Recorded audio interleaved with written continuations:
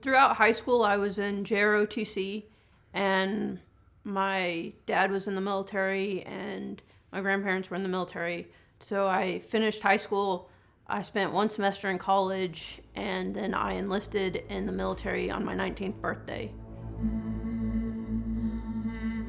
We were deployed for 15 months into Iraq.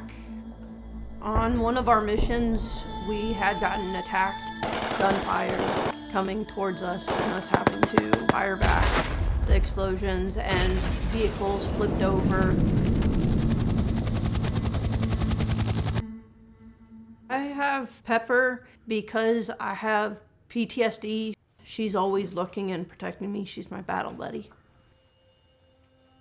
I lived in Denton to go to TWU, but the rent continued to increase, so I moved into a one-bedroom apartment in Plano.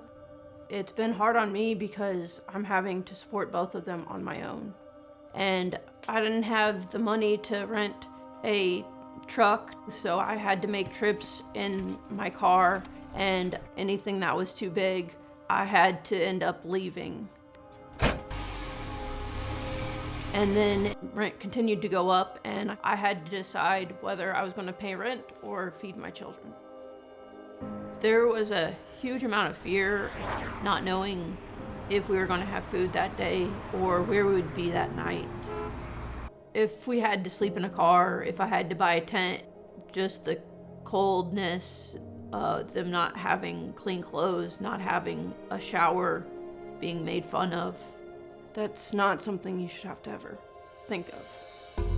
I felt defeated, helpless, horrible, like I didn't deserve them, because I wasn't able to take care of them the way I should have been able to as a mother, make sure they had what they needed.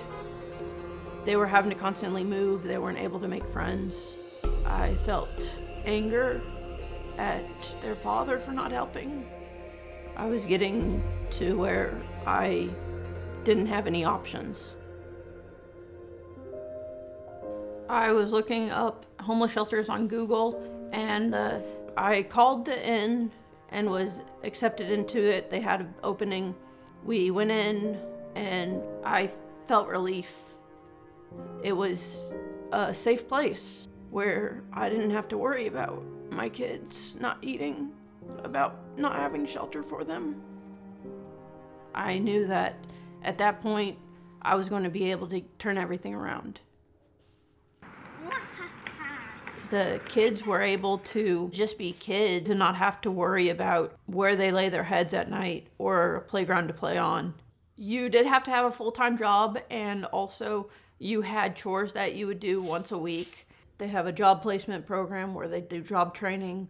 And once I got to the inn, it allowed me to complete my bachelor's degree in criminal justice.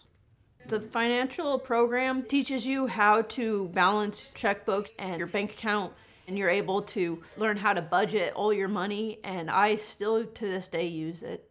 I had applied for Habitat for Humanity, and I received my application back, and when I met with my caseworker, she urged me to find out why I was denied.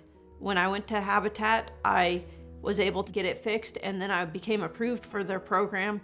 I left the inn October 31st of 2020, and now I live in a beautiful home. Here we all have separate rooms, and I'm also glad because, she has a lot of dolls and stuff. I don't like dolls. Once we got the house, I started teaching them how to cook different meals. They're able to join band at school and have instruments to play at home. We have a park right down the road from us. It's the most important thing to me, their safety. I've always had a special place in my heart for youth. Currently, I work as security for the high school here in Wiley, and I finished my degree this year in psychology so that I'll be able to get into counseling. To all the donors and supporters, I want to thank you for helping me to be able to gain my independence. It feels amazing.